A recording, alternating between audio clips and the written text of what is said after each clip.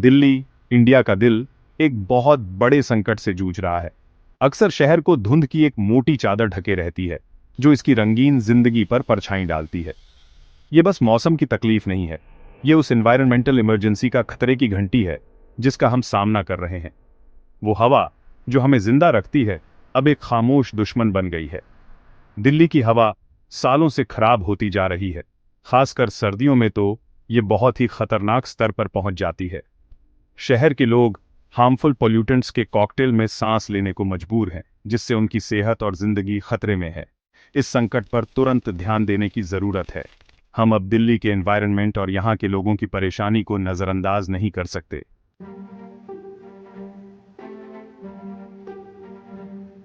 दिल्ली के प्रदूषण का मुद्दा बहुत ही जटिल है।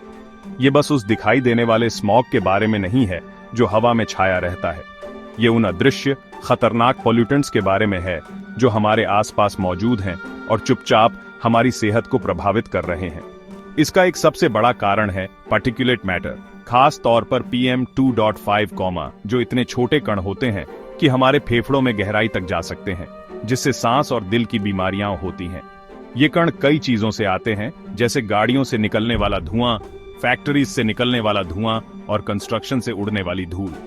इस समस्या को और बढ़ाता है पड़ोसी राज्यों में जलाई जाने वाली पराली। खेती की परेशानियों से जूझ रहे किसान अगली फसल के लिए अपने खेतों को साफ करने के लिए सस्ते और आसान तरीके के रूप में फसल के अवशेषों को जलाते हैं। दिल्ली की भौगोलिक स्थिति इस समस्या को और बढ़ा देती है, पोल्यूटेंट्स को फंसा देती है और उन्हें फैलने से रोकती है।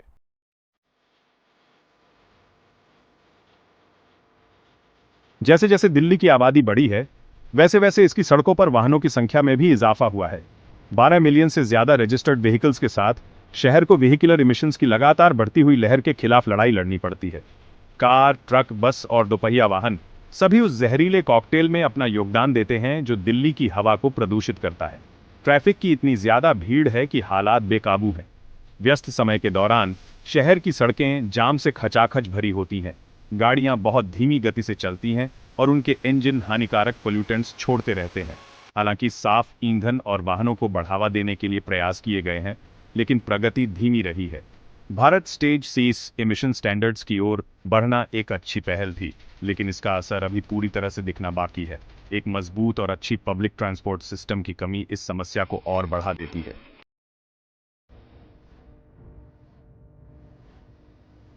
दिल्ली का इंडस्ट्रियल लैंडस्केप आर्थिक विकास के लिए महत्वपूर्ण होने के साथ साथ शहर की प्रदूषण समस्याओं में एक अहम योगदान देता है।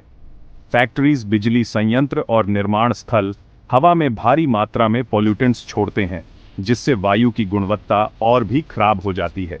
इस शहर में बड़ी संख्या में छोटे उद्योग हैं, जिनमें से कई पुरानी तकनीक से काम करते हैं और उनमें उत्सर्जन नियंत्रण के उचित उपायों का अभाव है। ये उद्योग, जो अक्सर घनी आबादी वाले इलाकों में स्थित होते हैं, कई तरह के खतरनाक पोल्यूटेंट्स छोड़ते हैं, जिससे निवासियों के स्वास्थ्य को सीधा खतरा पैदा होता है। जबकि बड़े उद्योगों को कड़े पर्यावरण नियमों के अधीन रखा जाता है, लेकिन उनका पालन करवाना एक चुनौती बना हुआ है। कई स्रोतों से होने वाले उत्सर्जन की निगरानी करना एक जटिल काम है और पर्यावरण एजेंसियों को आवंटित संसाधन अक्सर अपर्याप्त होते हैं। इसका नतीजा जवाबदेही की कमी और प्रदूषण फैलाने वाली गतिविधियों का जारी रहना है। दिल्ली जैसे तेजी से बढ़ते शहर में हर जगह चल रहे निर्माण कार्य हवा में धूल और पार्टिकुलेट मैटर को और बढ़ा देते हैं। जहां एक तरफ दिल्ली प्रदूषण के अपने स्रोतों से जूझ रही है, वहीं दूसरी तरफ इसकी सीमाओं से परे के कारक इस समस्या को और बढ़ा देते हैं। हर साल जैसे जैसे सर्दी नजदीक आती है, शहर को धुंध की एक मोटी चादर ढक लेती है, जो पड़ोसी राज्यों के खेतों से आती है। इसका कारण है पराली जलाना, जो पंजाब और हरियाणा के किसान धान की कटाई के बाद अपने खेतों को साफ करने के लिए करते हैं, जिससे भारी मात्रा में धुआं और प्रदूषक हवा में फैल जाते हैं और दिल्ली और उसके आसपास के इलाकों को अपनी चपेट में ले लेता है।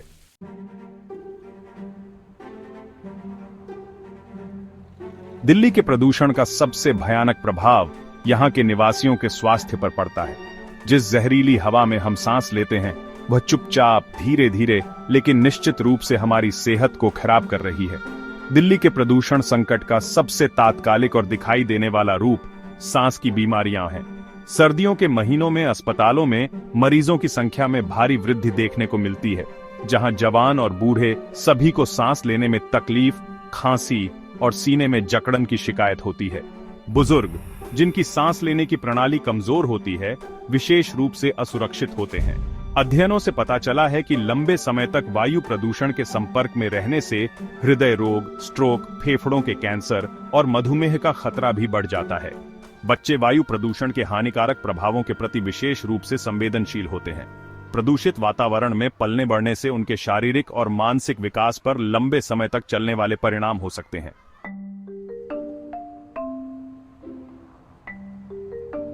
दिल्ली के प्रदूषण का प्रभाव मानव स्वास्थ्य से कहीं आगे तक जाता है।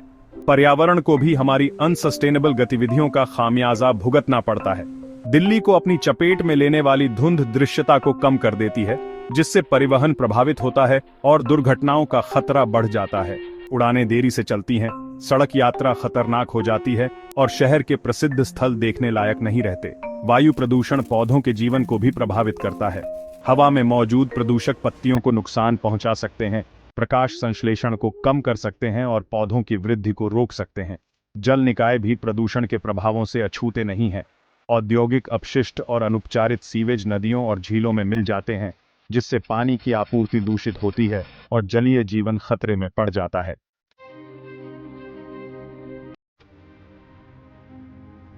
दिल्ली का प्रदूषण संकट कार्रवाई की तत्काल आवश्यकता की याद दिलाता है। यह शहर एक ऐसे दौराहे पर खड़ा है जहां निष्क्रियता के गंभीर परिणाम इसके निवासियों और पर्यावरण को भुगतने होंगे। अब आत्मसंतुष्टि का समय नहीं रहा। इस संकट से निपटने के लिए हमें ठोस और निर्णायक कदम उठाने की जरूरत है। प्रदूषण जैसी जटिल और बहुआयामी समस्या से निपटने के लिए एक बहुआयामी दृष्टिकोण की आवश्यकता होती है, जिसमें सरकार, उद्योग और नागरिक मिलकर काम करें। हमें वाहनों और उद्योगों के लिए कड़े उत्सर्जन मानकों की आवश्यकता है। साथ ही प्रभावी निगरानी और प्रवर्तन तंत्र की भी जरूरत है। साफ ईंधन और इलेक्ट्रिक वाहनों के बदलाव में तेजी लाने की जरूरत है। इसके लिए अपनाने पर प्रोत्साहन और पालन न करने पर दंड का प्रावधान होना चाहिए। लोगों को निजी वाहनों से दूर जाने के लिए प्रोत्साहित करने के लिए मेट्रो लाइनों, बस नेटवर्क और साइकिलिंग के बुनियादी ढांचे में निवेश जरूरी है।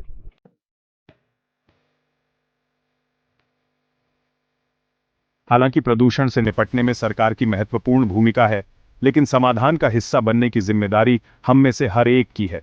व्यक्तिगत कार्य, चाहे वे कितने ही छोटे क्यों न लगें, सामूहिक रूप से बदलाव ला सकते हैं।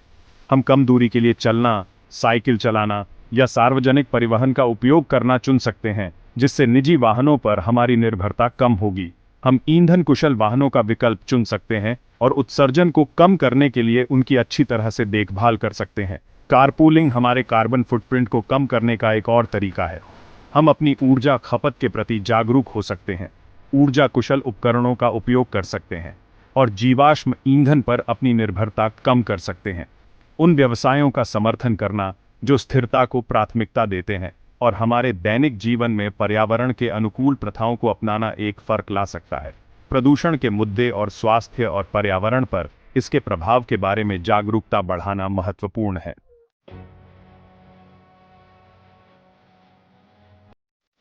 दिल्ली का प्रदूषण संकट रातों रात पैदा नहीं हुआ।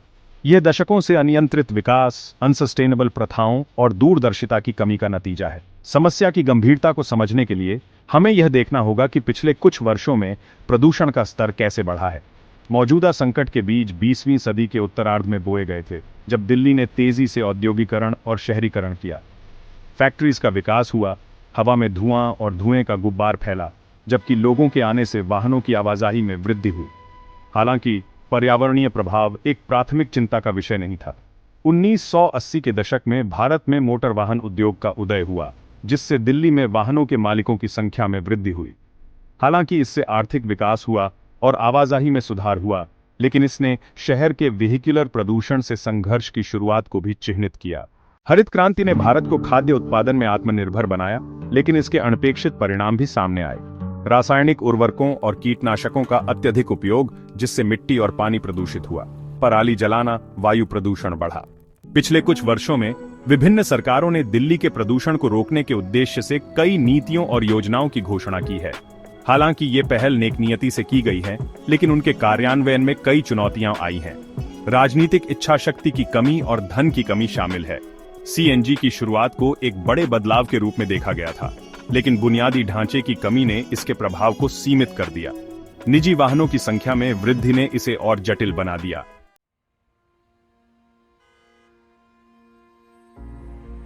वर्षों से दिल्ली के प्रदूषण संकट को एक मौसमी समस्या के रूप में माना जाता रहा है, एक अस्थायी असुविधा जो सर्दियों की हवाओं के साथ गायब हो जाएगी।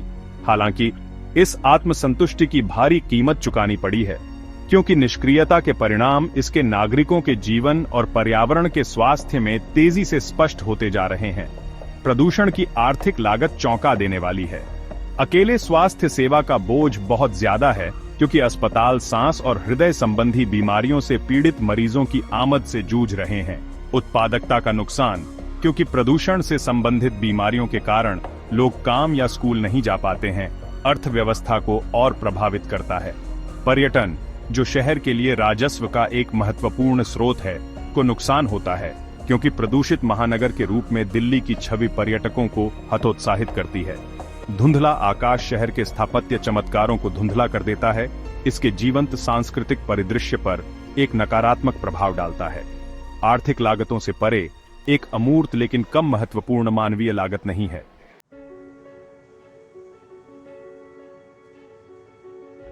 दूसरा भाग, सीमाओं से परे, क्षेत्रीय सहयोग की आवश्यकता। दिल्ली की प्रदूषण समस्या कोई अलग थलग समस्या नहीं है। यह हमारे पर्यावरण की परस्पर इंटरकनेक्टेडनेस की याद दिलाता है, जहां एक क्षेत्र में की गई कार्रवाई के दूरगामी परिणाम दूसरों के लिए हो सकते हैं, जो राजनीतिक सीमाओं से परे हो और क्षेत्रीय सहयोग को बढ़ावा दे। उदाहरण के लिए, पराली जलाने का मुद्दा पंजाब, हरियाणा और दिल्ली राज्यों की ओर से एक समन्वित प्रतिक्रिया की आवश्यकता पर प्रकाश डालता है। तीसरा भाग, बदलाव का खाका, एक स्थायी भविष्य की ओर।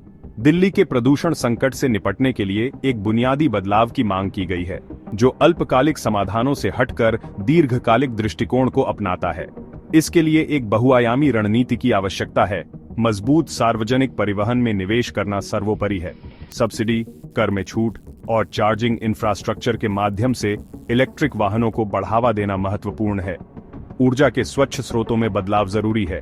इमारतों और उद्योगों में ऊर्जा दक्षता को बढ़ावा देने से ऊर्जा की मांग को और कम किया जा सकता है।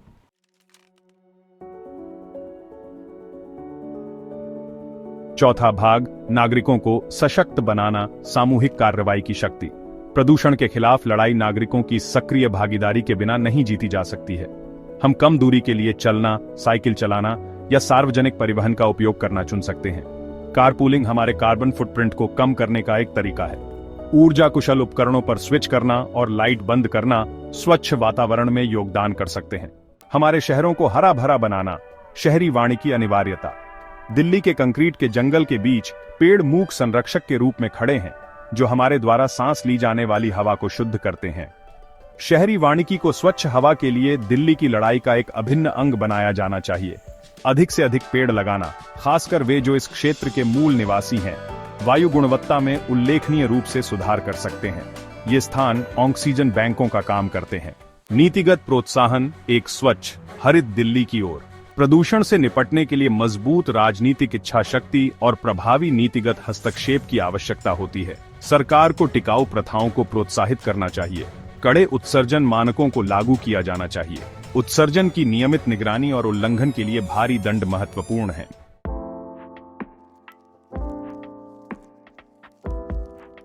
तीसरा भाग, एक साझा जिम्मेदारी, स्थिरता की संस्कृति को बढ़ावा देना। एक स्वच्छ हरित दिल्ली के लिए लड़ाई केवल सरकार या कुछ व्यक्तियों की जिम्मेदारी नहीं है। इसके लिए एक सामूहिक प्रयास, समाज के सभी वर्गों की एक साझा प्रतिबद्धता की आवश्यकता है। पर्यावरण की दृष्टि से जिम्मेदार नागरिकों की अगली पीढ़ी को आकार देने में स्कूलों की महत्वपूर्ण भूमिका है। व्यवसायों को अपने मूल मूल्यों के हिस्से के रूप में स्थायी प्रथाओं को अपनाने की आवश्यकता है। पर्यावरण के मुद्दों के बारे में जागरूकता बढ़ाने में मीडिया की महत्वपूर्ण भूमिका है।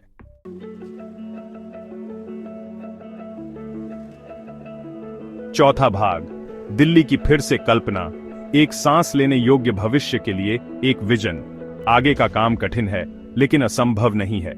दृष्टि केवल स्वच्छ हवा वाले शहर की नहीं है, बल्कि सभी के लिए एक स्वस्थ, अधिक टिकाऊ और रहने योग्य शहर की है। एक ऐसी दिल्ली की कल्पना कीजिए जहां बच्चे जहरीली हवा में सांस लेने के डर के बिना बाहर खेल सकें, जहां शहर के स्मारक साफ नीले आसमान की पृष्ठभूमि में ऊंचे खड़े हों। यह वह दिल्ली है जिसके लिए हमें प्रयास करना चाहिए।